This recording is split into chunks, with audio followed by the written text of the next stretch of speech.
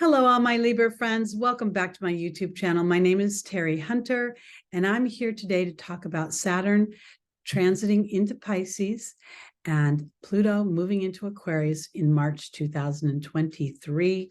I think these are going to be amazingly powerful energies that are going to start to bring forth a real glimpse into the years ahead and the opportunities that lie before us. But before I start, let me give you a real quick bit of business. These videos are based on whole sign Western astrology, so it's based on Libra rising. If you don't know your rising sign, you're going to want to go to one of the free birth calculators on the internet. You just need your exact time of birth and location, and you can get that information. This video is still applicable for Libra sun and Libra moon, but the house structure will be different. So be mindful of that. I'm also, when I refer to dates and times, I'm in the Pacific time zone, so please adjust for your location. Libra, Saturn is going to move into Pisces in your 6th house on March 7th, 2023, where it will stay until February 2026. It will retrograde on June 17th when it reaches 7 degrees of Pisces back towards the 0 degree.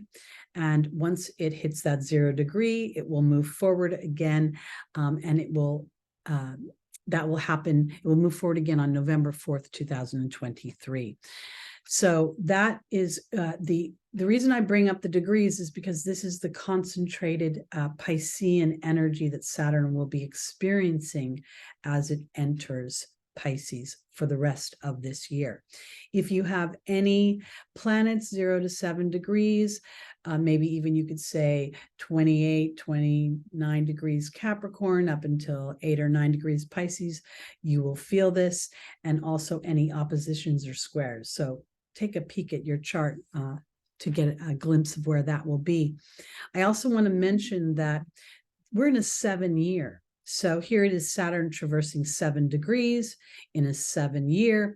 And starting in fall of 2022, we began a series of 7 full moons at the 16th degree, which reduces down to a 7. The 7 in numerology represents introspection. It's a spiritual number in the sense of I am intellectually rather than emotionally reviewing things, being fair about how I assess things, kind of leaving behind any guilt, shame, even elation, and looking and assessing what works for me, what doesn't work for me, what energies I want to continue on with, and what energies may be not working for me as succinctly as I would like them to do. So I think this is very important for this whole year. We also have Saturn spending, when it initially moves into Pisces, it's going to spend about 8 days at the 0 degree, right before Pluto moves into Aquarius at 0 degree. The 0 being the infusion of an energy, sort of this burst of a new dynamic. And I think that's going to be very palatable for all of us. So what I'm going to do is I'm going to first talk about Saturn entering Pisces, then I'm going to talk about Pluto moving into Aquarius, and then I'm going to go through some dates through the springtime that I think are important, because as we are aware of this energy, we can take advantage of the higher dynamics of this energy versus falling prey to their more challenging dynamics. And Saturn and Pluto are both considered malefics.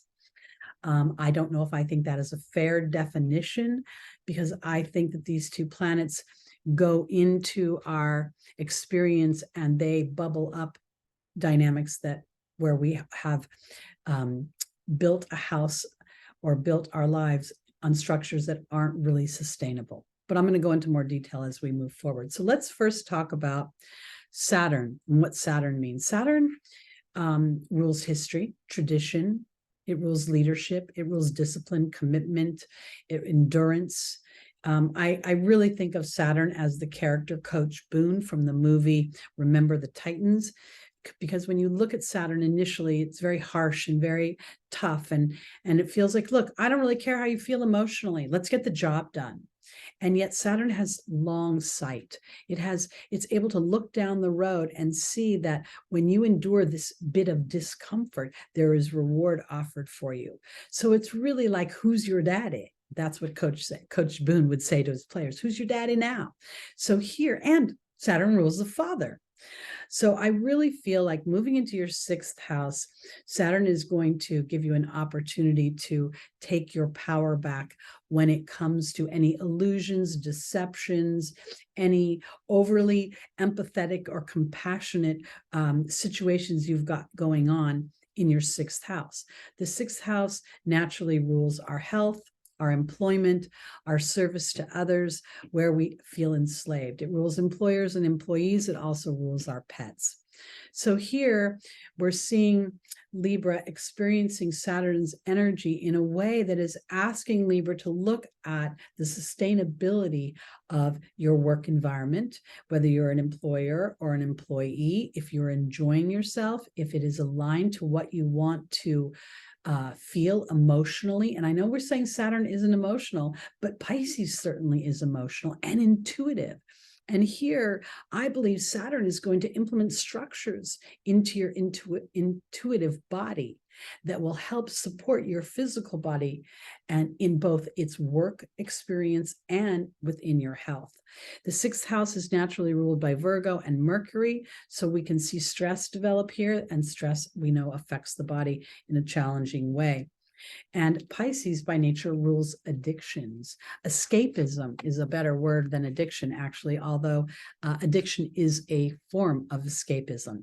So it can rule any overindulgence in spirits, drinking, drugs, and alcohol, any dependencies on prescription medications will come up for review here. There's a whole theme here of sort of assessing two big categories that affect your relationships, which is how you feel about the work you produce and the money you make, and how that your health affects your ability to thrive and enjoy yourself in this world.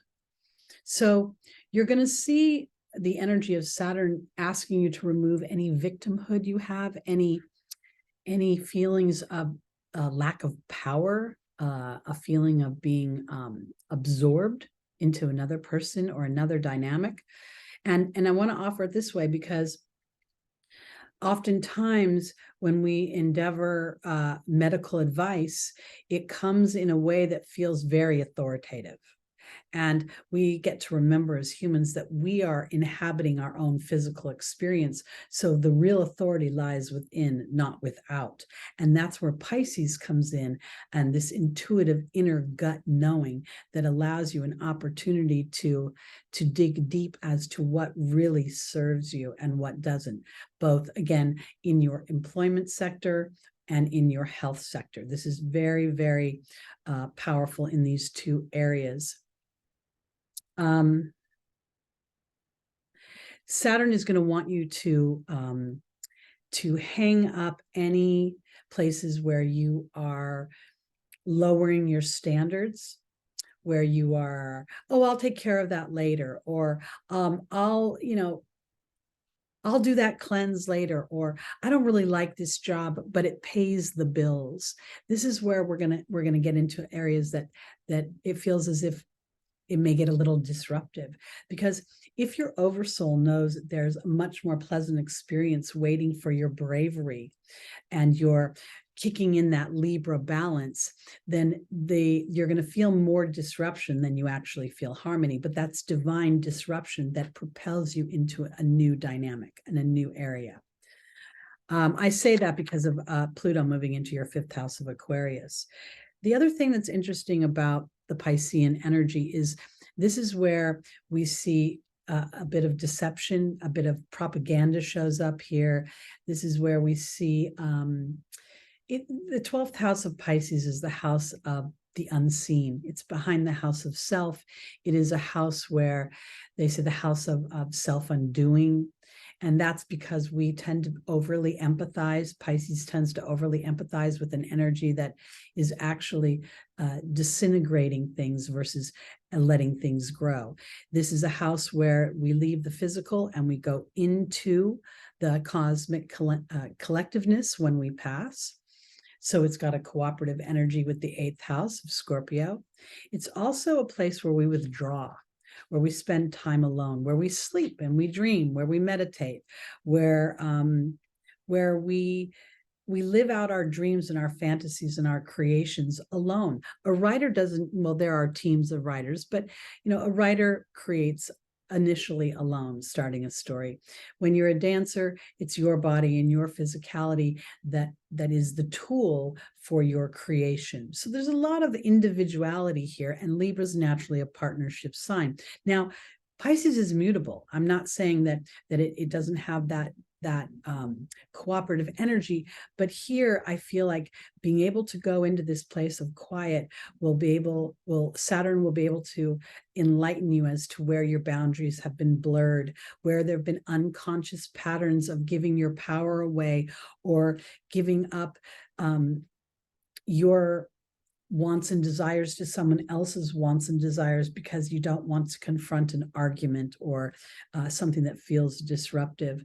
It is a place of, the 12th house is naturally a place of endings and conclusions, but this could be the ending of old karmic patterns that have up until now tethered you to a dynamic that hasn't served your feeling like you're thriving and influential and powerful in your own life. And now this is going to take me into Pluto entering Aquarius in your 5th house, because the 5th house is all about pleasure. It's about the conception of children and raising of children.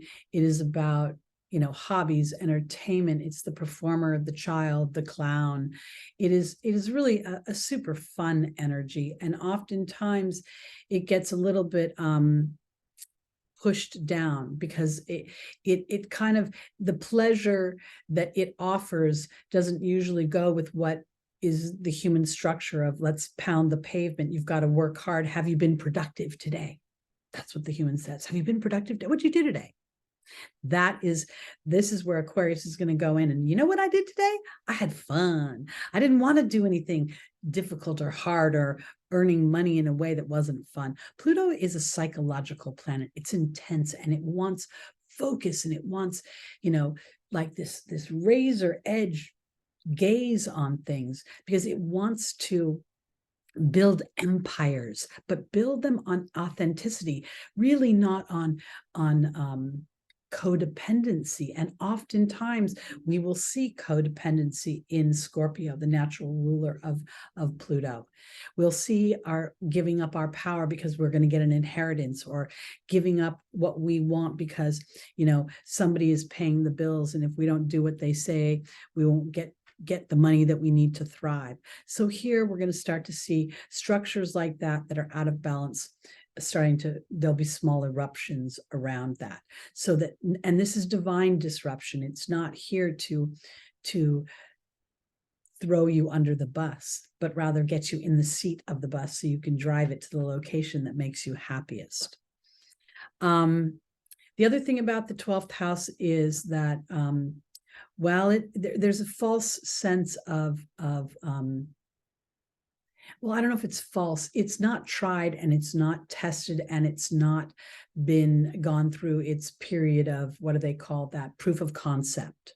So a lot of the things that are built on the 12th house energy may feel fleeting or feel as if it can disappear rather quickly. It also, with the body, rules mental illness, physical illness, transmuted diseases like viruses and STDs. It rules the fluids of the body, the lymphatic system, and the feet, the lower portions of the body, our flippers, our feet flippers. And now we see the 6th house also rules health. So there could be sort of a theme of starting to pay attention to what you're eating, what you're drinking, and if it's serving to empower you, or if in some ways it's masking some things that you don't want to look at. Borders get blurred when Pisces is in the mix because all the water makes it hard to see sometimes. The 12th house is also a house where it has opportunities to really express artistic desires, artistic musings, things that you find enjoyable. And yet at the same time, there's going to be this, Saturn is going to ask you to sort of step up your game. So if you're looking for somebody to partner with you in order for you to create something, if that partnership is not truly balanced, it will blow up. It will not be sustainable. So this is really going to offer you an opportunity to look with very clear eyes at the things that you're developing. The challenging side of the 12th house is addiction, victimhood, a lack of identity, feeling directionless, feeling overwhelmed by unconscious urges. And those are often to escape the darkness or the density of whatever's coming up. It can also make you feel unimportant. So this is where Saturn is going to come in and say, of course you're important. But in order for you to feel important, you're going to have to do the work of being determined and diligent and tenacious about these things. So if we're talking about sixth house work things and you're not feeling seen by your clients or you're not feeling seen by your employer, this is where you go, am I seeing me? Am I giving value to what I bring to the table, or am I inadvertently looking at them and saying, I can't see my value till you see my value? This would be very much in play in that sixth house. And when Pluto moves into Aquarius, it's going to stay at the 0 degree for its toe tip into Aquarius this year. It's only going to be in Aquarius till from March 23rd until it retrogrades back into Capricorn on June 11th. So from March 23rd until May 1st, Pluto will be moving forward at the 0 degree.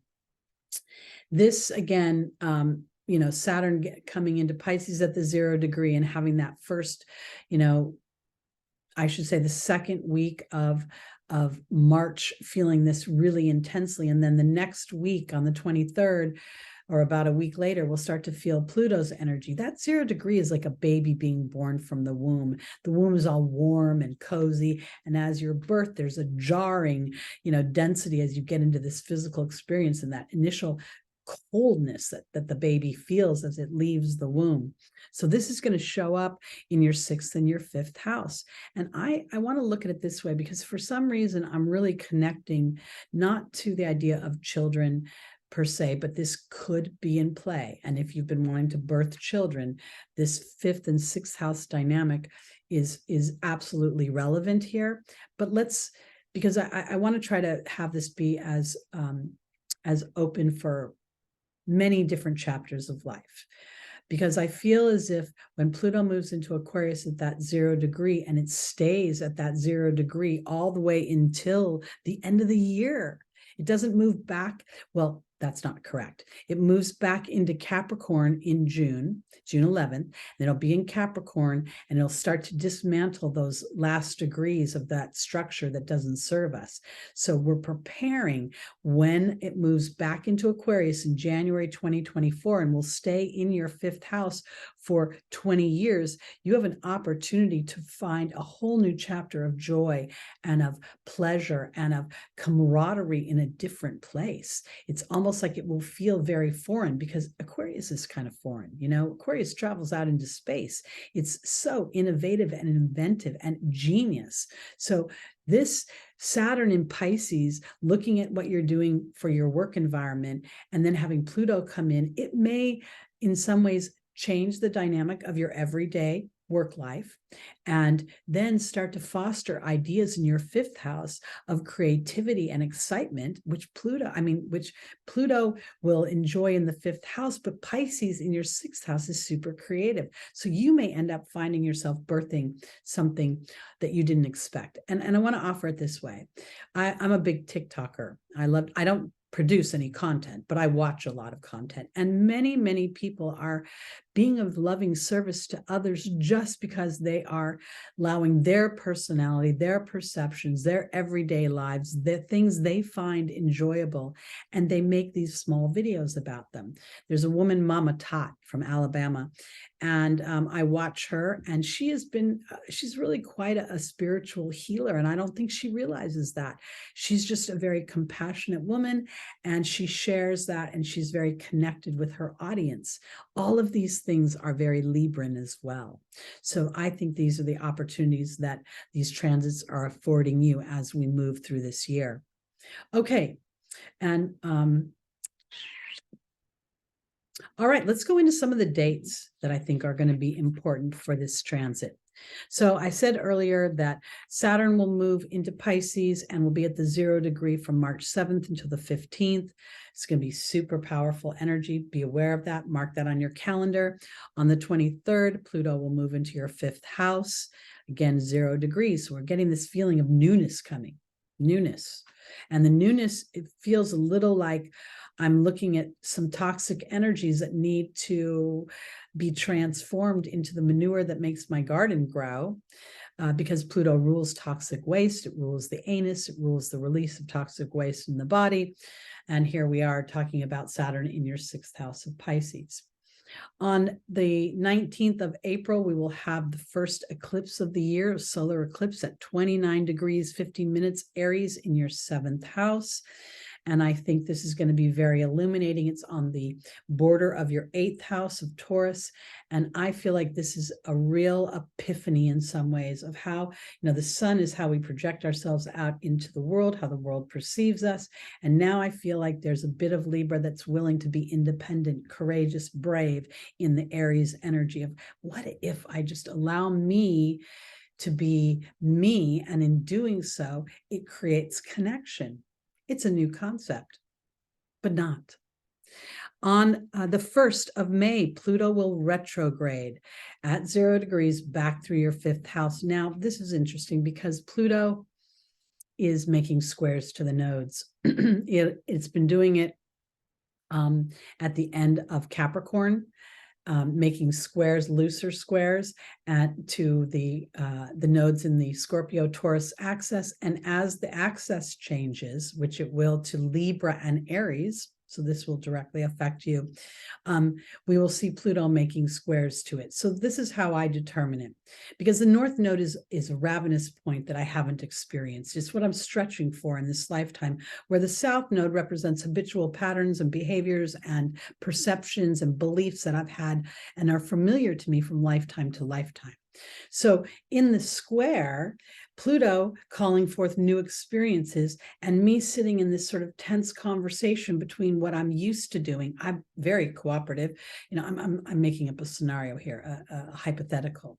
Let's say you're in a marriage. Libra represents partnership. I'm usually very supportive of my partner. I'm usually very, them first. And then all of a sudden I want to do me first a little bit. Pluto in my 5th house of Aquarius, having my solar eclipse in Aries, a sign of individuality, and this sort of tense moment inside of you. And when you start to think, wow, when I purport me, I'm actually supporting in a better way the we of me, meaning the couplehood of me. I think this is very powerful because on the 8th house, on the cusp of your 8th house, that's the house of transformation. That's the house that Pluto naturally rules. It's also Taurus, which is co-ruled by Venus, and Venus rules Libra. So this is all very powerful. On the 5th of May, we will have a lunar eclipse, which will ring back to themes of the eclipses from 2022 that were on the Taurus Scorpio axis. This lunar eclipse is at 14 degrees Scorpio in your 2nd house of skills, of your voice, of your family history.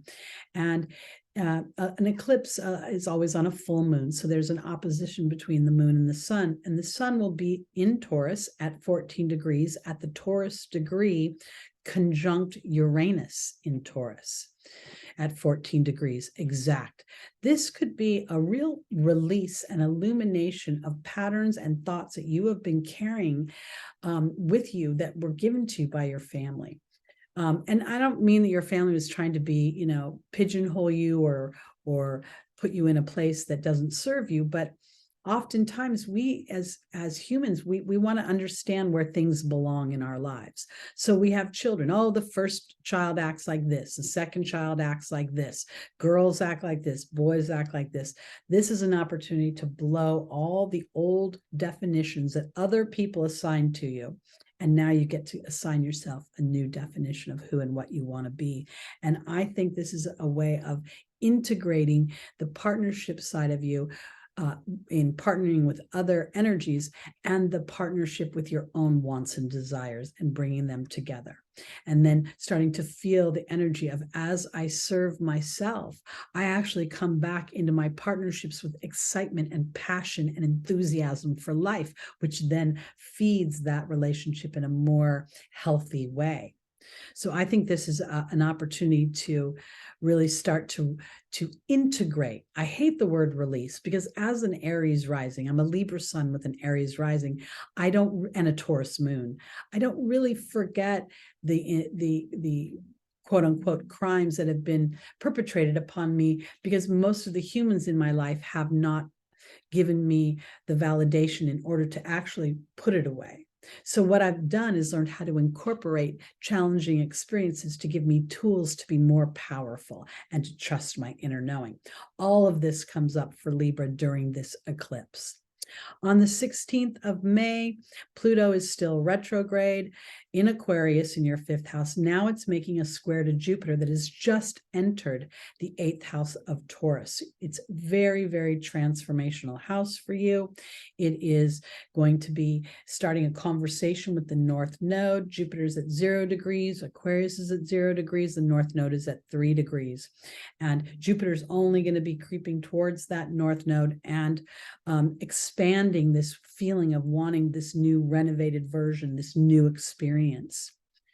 On the 20th of May, Mars will move into Leo. Now, Mars has been in Gemini. It's still as of this recording, and will be in Gemini until March. I don't have that date written down, but I think it's the 21st of March. So as Mars enters Cancer, Pluto enters Aquarius, there'll be some synergy going on there, but Mars is not exactly the most excited in Cancer. Here we have this fire sign, and when it moves in water, it can be a little steamy, because again, the water is thwarting Mars's rapid movement through the house. But on the 20th, Mars now moves into another fire sign, which is Leo, in your 11th house. This feels yummy. It feels like I'm starting to feel like an excitement about my 11th house dynamic. The 11th house rules the World Wide Web. It rules large networks, social consciousness, the collective, thinking about big systems that support the collective versus the individual. But it also is a house of individual hopes and dreams, and a house of money, a house that rewards over time, as the 11th house is naturally co-ruled by Saturn. So when Mars moves into your 11th house of Leo, it will be creating an opposition between Pluto retrograde in your 5th house of Aquarius. And they are making a T-square to Jupiter and the North Node in Taurus. This is a focal point that is having me examine my beliefs and the viability of taking actions, my own actions, for what makes me feel happy, what makes me feel like my hopes and dreams are being stoked. And I think that this is not to the detriment of the people around you, but rather to their nourishment. Because as you stand in this energy, you start to feel excited, and that excitement is palatable. But first comes the opposition. It's kind of like the square we saw earlier when we were looking at Pluto squaring Jupiter. This time the square is even more intense, because there's this feeling of wanting to birth something out there, and yet still having this conflict of, am I good enough? Will people like what I have to say? Will they like what I have to offer? And am I able to sustain this? Am I able to do this? There's a sense of Libra that can be very sensitive. And oftentimes, because we talk about the balance, we don't really talk about the sensitivity. And that sensitivity can lead to a little bit of passive aggressive energy, because Libra doesn't like to argue. And yet at the same time, Libra wants to be able to be seen as a viable, diplomatic, important energy. Saturn is exalted in Libra. So that's important to pay attention to, because there's a reason this planet that holds leadership is exalted in this sign of partnership. So here, I think that Mars, while it creates this opposition and then this T-square to the planet of my beliefs, and the planet of my expansion, and the planet of me going in a new direction, experiencing foreign things that I've never experienced before. So that's fun. And that influence is going to be felt for almost 10 days, 12 days. We'll start to feel it around the 16th of May, and it'll go all the way through to the 28th of May. On June 2nd, Saturn is now still cruising through your 6th house of Pisces, and now it's making a sextile to Jupiter and the North Node, and a trine to the South Node. So here we're seeing a really harmonious energy that is supporting this new belief system, supporting the renovation of you, putting your own personal skills, your own personal dynamic into the world, or into your personal world, into your mind, into the possibilities of your interior emotional body. It's not always about other people validating. It's about self-validation that then I bring out into the world that allows other people to experience that. And that doesn't mean that I'm waiting for them to validate me. It means more like I'm offering them an invitation to join me in this fun energy, which is about expansion, about new experiences, and using the depths of Scorpio's energy, Pluto, to unearth anything that might be holding me back or where I'm giving my power away. On the 11th, this is when we see Pluto re-enter Capricorn. That's your 4th house. And that's where we may see the dismantling of any structures or old stories from your upbringing, where you were inadvertently categorized. I hate to use the word pigeonhole, but oftentimes I see these videos and they depict the firstborn as responsible, the secondborn as batshit crazy, the wild card. Neither of these definitions really applies in any big way, but we tend to look at them as unsaid rules. We're going to break those rules up when we go back into Capricorn, because when Pluto re-enters Aquarius in your 5th house, this may be the very dynamic that gives you wings to fly. You've looked at everything from how you nurture yourself, 4th house, to how you've been nurtured, and where our homeland is also covered in this energy of the 4th house. So what are the parameters of the permissions that my governments give me, and my ability to move? All of these things are going to come up, and I believe that this is all setting the stage for when Pluto moves into Aquarius and settles in there for the next 20 years. On the 17th, Saturn goes retrograde at 7 degrees Pisces and remains retrograde. We'll go all the way back to the 0 degree and move forward on November 4th. On the 18th, the very next day, Saturn retrograde in your 6th house is making another sextile. This time, Saturn and Jupiter are both at 7 degrees. So this is really about an assessment of what is bringing you peace and harmony, and where you are supporting your peace and harmony through how you're treating your body or how you're treating your wallet through your employment. The Saturn retrograde, I kind of think of retrogrades, when Saturn first moves into Pisces, oh my God, feels so different. As it retrogrades, we're getting this review of that initial jarring energy. And then as it moves forward again, we're starting to really master what we've experienced in that initial forward motion and then retrograde.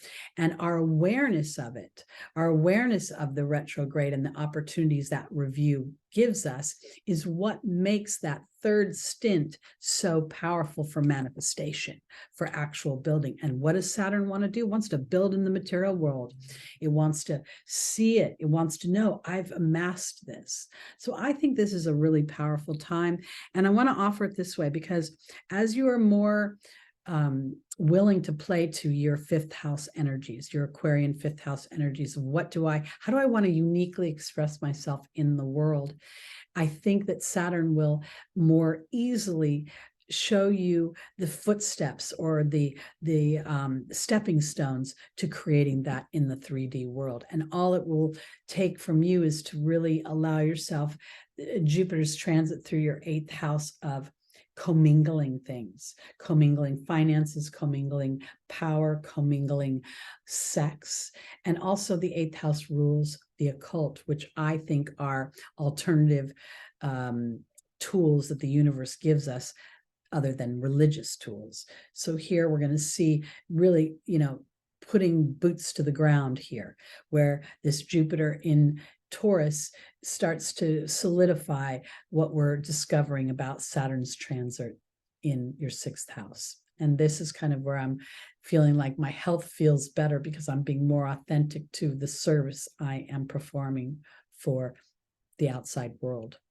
And when I say that, everywhere we work, whether you're working at pavilions, stacking vegetables in the produce department, or you're in the Pentagon stacking, military people to go off and be heroes, all of these things are visible to the people around us. So it really doesn't matter where your station in life is. It's your willingness to transform that station right now, your willingness to feel a sense of confidence about your voice, your skills, and being able to take your history in this lifetime and use it as a platform for creation versus a reason to feel stymied or stuck. That's the way I want to put it. Okay, my Libras, that's it for this video. If you'd like to book a reading with me or get your astrology chart looked at, my information is below. Please hit that subscribe, notification bell, comment, like. I appreciate it so much. I'm going to be producing a lot more content. And I do think that my content might be a little Uranian and a little bit rebellious, but I think when we start to focus on the higher vibrations of these planets, especially what we consider to be the malefic planets, we can really, sharpen the tools of creation and the tools of manifestation. And in doing so, we become magical creatures. And that's why we're here. All right, Libra, I'll see you soon. Peace out.